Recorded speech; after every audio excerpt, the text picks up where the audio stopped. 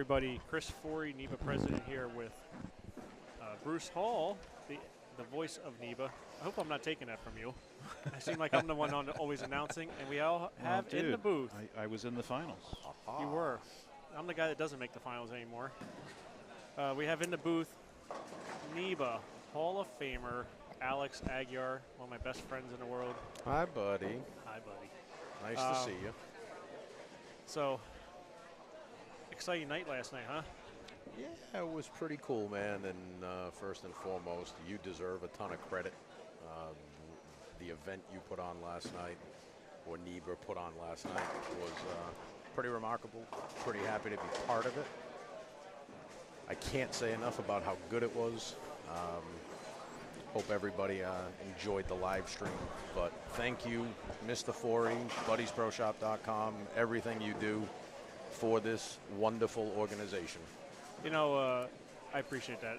One thing, and I said this at the end of the night, and I'm not sure how many people were paying attention to what I said, but my father said to me one time, I was probably about 15 or 16 years old. I don't remember exactly.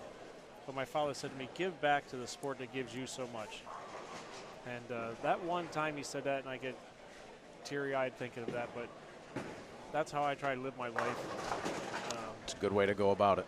You know? I feel like the only way NEBA survives, the only way bowling survives is by folks like yourself, myself, Bruce, by giving back to the sport. And it's a general statement. It doesn't mean money. It doesn't mean, so people can look at it any way they want. So, and that was part of my original speech, that somehow the last paragraph didn't print out, and I got stuck there trying to remember what my third part was, the finishing. But then I remembered, and I wanted to just make sure I got that out there at the end of the night, because in that room, with all the energy we have, we should be able to push that forward into the club, and we're already heading in the right direction. We are, while other great things in bowling are gradually, we see other clubs falling apart, or we hear about the downside of bowling and all the negativity. We are succeeding. We are the light at the end of the tunnel, in my opinion. Oh, absolutely. We are the light at the end of the tunnel, and it's a testament to, from the top to the bottom, down from the tournament director all the way down to the guy who bowls once a year. NEBA is very special in the fact that we love everybody here. Everybody's welcome. And the guys at top really just want to help the young kids. I watch this Tom Hankey kid and a few of the other kids that are bowling now. Bruce's son Andrew, who's off in college, and Hunter, and all these kids that are bowling. And I see a future for the organization. And I was that 17, 18-year-old kid once who didn't look at the future really, and now I look at it as a dad, as a guy, as a business owner, and paying it forward and trying to make this game grow is the only way that we, as a club and as an organization throughout the country, the USBC, everything, we need some positivity, and I firmly believe that NEBA is that light at the end of the tunnel that shows that there's still a lot of bowling left, and we're a club. Years ago, we used to come in and practice an hour and a half beforehand. We used to come in. You just come hang out with your friends. It was more of a social hour. You came in and you chatted. One lane got beat up really bad. Yeah, or you get guys like Ed Roberts that would come in and bowl 7 games on one lane. Billy Webb. Yeah, but it was more of just hanging out with your buddies. Yeah. Bill Webb's always said that. Bill Webb was that, him and, Litchie would be here early, and Stoke. Everybody was here early. And 8 a.m. Yeah, 8 a.m. The squad started at 9. We were in the building practicing by 8, and we built. And I say we, but I'm talking about even the older guys. Those guys built it up for the guys like Bruce's age, and then they pass it down to guys like us. And it's our job to make sure these kids keep bowling. It's my job. It's your job. It's all of our jobs to get these guys to continue to bowl this organization that I am proud as heck to be a part of. No, I agree 100%. I do think, I said to you before in the tournament room, I think that one reason I really, really pushed hard to have the Hall of Fame get done and completed, and obviously had a vision of how the night was going to go, is because I feel that as we go along, the history can get lost.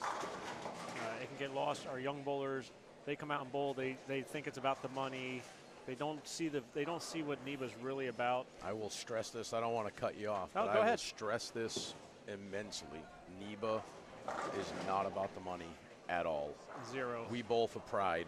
You know, the money's nice at the end, you know, when you get that check, but it doesn't matter if I make $100 or $1,000 at NEBA. At the end of the day, it's not life-changing money. It's about the friendships and relationships that have been built over the years. And testing your game against some of the best competition. I mean, there's been some great players that have come through here. I mean, even as a kid, you know, there was so many guys that I look up to. And, you know, I'm only 37. I know I look 50 and I feel 50 at times, but truth of the matter is guys like Brian B. and Litch and Stoke, all those guys that, you know, I just looked up to those guys and I just wanted to be as good as them. And Mike Dupuis especially. I just wanted to bowl with these guys and feel like I could compete. And, you know, I've been able to do that over the years and marginally successful at it. And I can't thank, you know, all those guys. The marginally part, but that's okay. Yeah, you know, there's a lot of guys that are a lot better players over the years. And, you know, I try to be as humble as possible. I understand what I've done here at the organization is, you know, is nothing to hang my head over. But, you know, without the Mosers and Bill Spigners and George LeCanes and guys like that, you know, that's the guys I remember. And there's guys older than that they tell me stories about that I don't know. Ron McCall, I don't know. Hearing about him and doing some research on him was really cool. Like, you know, all those guys. You know, there's been groundwork set through every generation of this organization, and I just want to pass that forward the same way you do down at your place, and the way a lot of us want. You know, we all want to see this continue on for another 50 years, and the only way to do it, like you said, is just try to help the game grow, get involved with your junior programs, just get these kids bowling the greatest game on earth. And it doesn't matter who you are, size.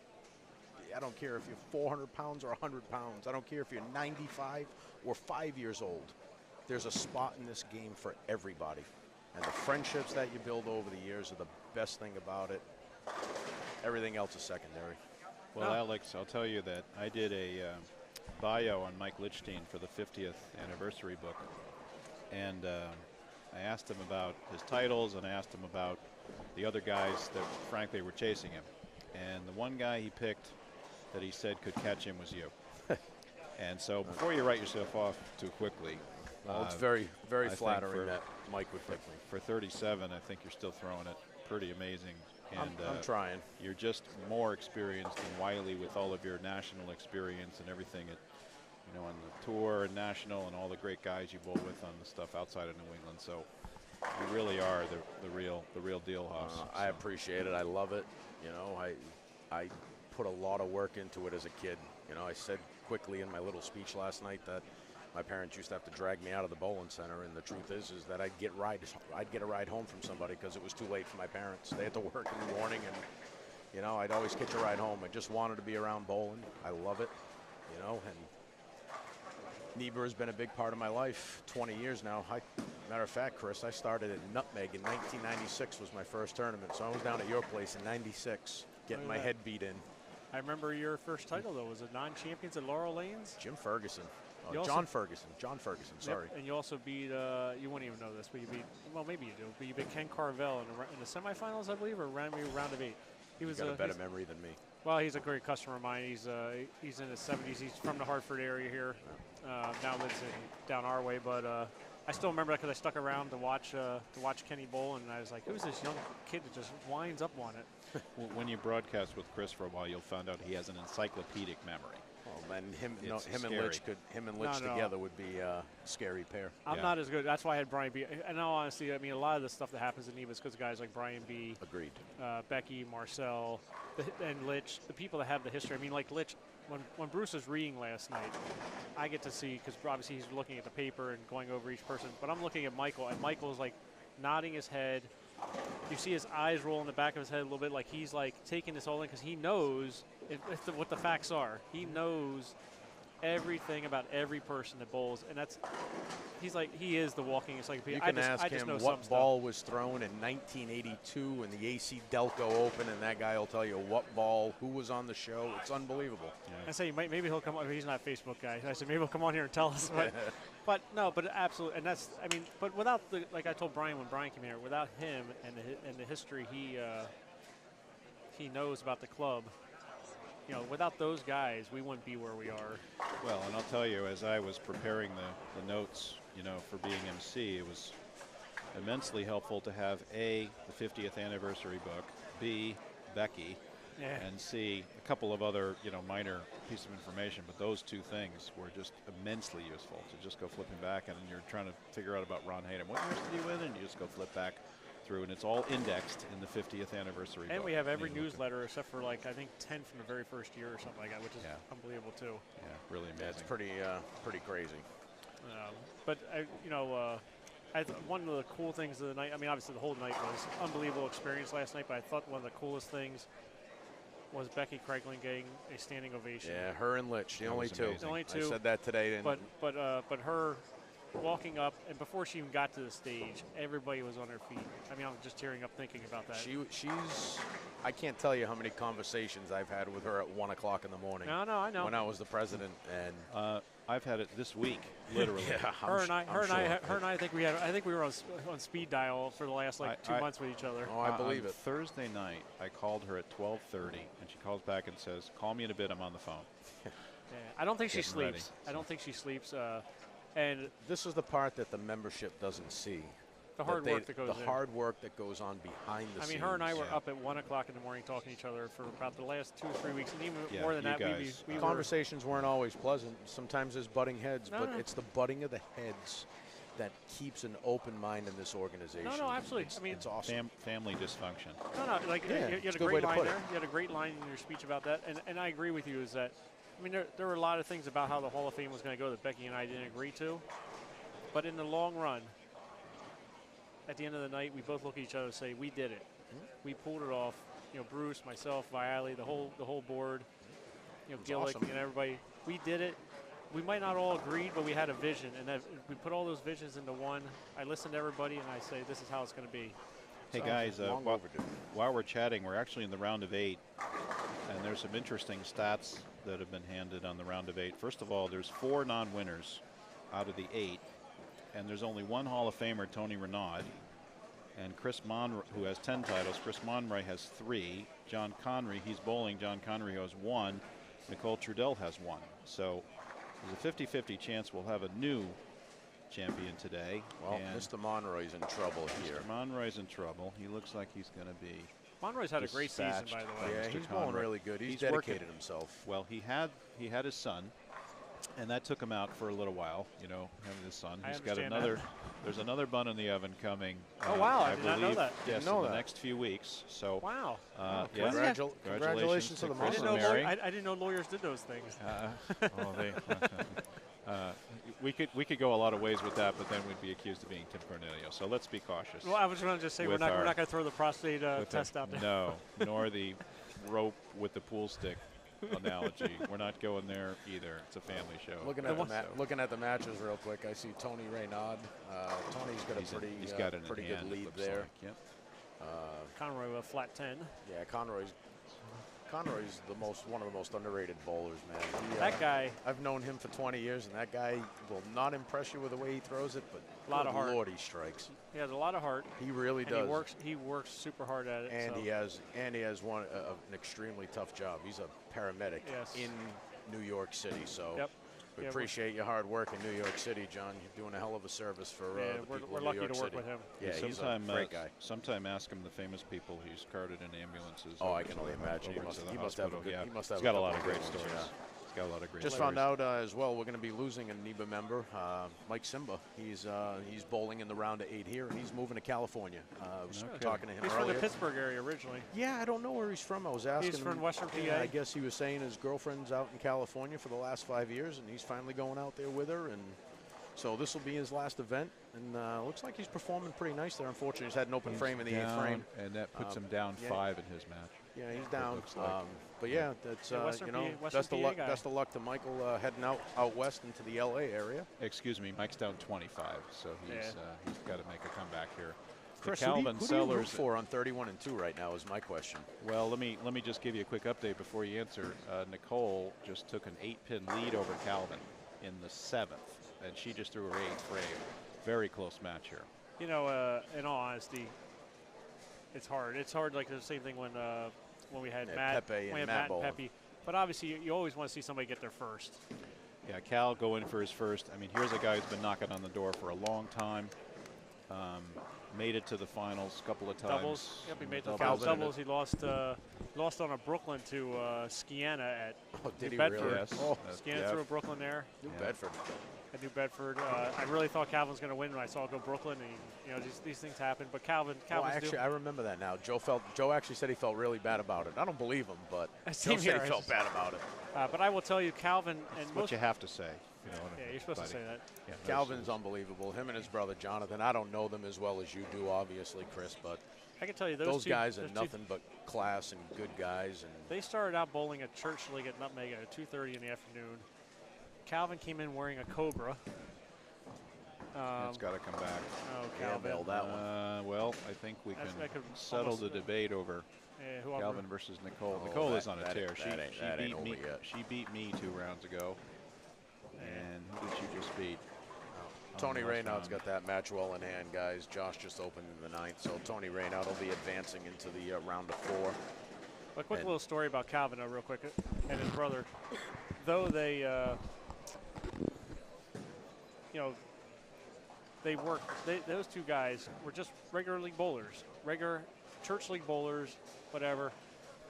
Tim and I asked John to bowl with us in our money league, and Calvin comes up to me and goes, "Will I ever get to bowl with you?" I don't think he averaged like 210 at the time. I mean, you know, on a house shot, and I'm just like, yeah, whatever. John joined the sport league, and then Calvin, and they got their heads beat in a little bit. They practice a lot. They listen. They ask for advice. They do it the right way. Things that people, like you said, people don't see behind the scenes to make you great. Yep. Same thing with Nicole. She is a fountain of She's unbelievable. I I don't know what you did to that girl, but she's unbelievable. You know, I remember her when she was just a tiny little 15-year-old running around Cranston Lanes, and now she's turning into one hell of a bowler. So Nicole is going to be facing Natasha Bidwell in the all semis. three. and match. That's Natasha's pretty been cool. bowling great too. This is the first time I've seen her bowl. Natasha actually beat me. I think she's been like 230 or 240 or higher every like game. And we need Becky she out throws here. it good. She's very good, and she's composed and good bowler. We need Becky out here We to could find out if we've ever had an all-female semifinals. The answer's going to be probably no.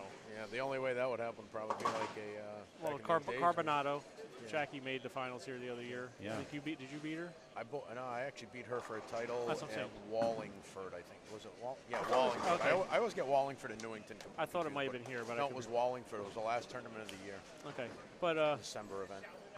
yeah. So- but back to Nicole real quick. The funny thing is, she bowled for Sacred Heart. She was stopping the shop. Other than that, I think one time I saw her throw a shot from the side. I said, "Why are you looking at the foul line?" Or whatever. That was it. She comes in. We ended up bowling the Venus Mars together, which is a big mixed doubles down tournament there, here wasn't in the New Jersey area. She struggled. We make the finals, but she struggles a little bit. We have a long car ride home at 1 a.m. We go to the diner. We get in the car. I need to figure out how to stay awake. She's sitting there, and I really didn't know her very much. And Before you go on, we'll just tell the viewers real quick here. Sure. Sorry about that. Conroy needs a mark here in the 10th to move on. Needs a mark in the 10th. I don't want to jinx him. Well, the viewers have a right to know. No, I don't want to jinx the part of what he's left in practice. Oh, I remember. Oh, I forgot about that. Oh, that's good. That's pretty flush. Sure is. And that's the end of that So match. John Conroy will advance. and Who's he bowl gonna Tony bowl? Renaud. John Conroy and Tony. Is there two nicer guys that are going to bowl each other? Not at all. No. So go on about Nicole. I'm sorry. But real quick, but she's in the car, and we're driving home, and I go, do you want to get better? Do you want to be great? And she gave the simple answer, yes. And I said, when you come to the shop on Monday, I'm going to give you a tool to work with. You need to do this, this, and this at home, not here. And after that, I tell people, and Janine one time said to me, like, oh, why are you so invested into Nicole? I said, because what I say, she does. It's never a talking back. She doesn't question it. She believes in the process and what I see and how I want to coach and what I believe she needs It's a to do. testament to your ability as well, though. You know, you've helped a lot of guys over the years get to, including myself. You know, you helped a lot of us, you know, and people know that, and they respect what you do, man. Like, they really, and I do as well, you know. Like, you know, I forgot who came by and said something. You know, Bruce started joking around, said dueling pro shops. There's no dueling pro shops. No. There's just there's just nothing but love for my buddy Chris and our friendships. And, you So know, for the record, nothing but respect. So for the record, it's a much better live stream if there's dueling pro shops, guys. So just you know, keep that in mind if you're looking for ratings. I could tell you, I'll be the first to say this. I'm very proud of Alex. We had a conversation years ago, me, John, and Alex, about doing something. My life is complicated. I have a overwhelming business. It wasn't going to work out. Understood. Alex then approached me and told me where he was going. Called me. He was nice enough to call me and say, I want you to hear this from me and nobody else. He told me the direction he was going with John. They've done amazing things up in their area. I mean, a lot of those people were coming to me, and I'm okay. And It's nothing personal there either. And No. They were your guys. To our friend. No, exactly. To our friendship. And I don't take it personally. I mean, those people were your friends. You know what I mean? You brought them to me. They stuck with you, and I'm good with that.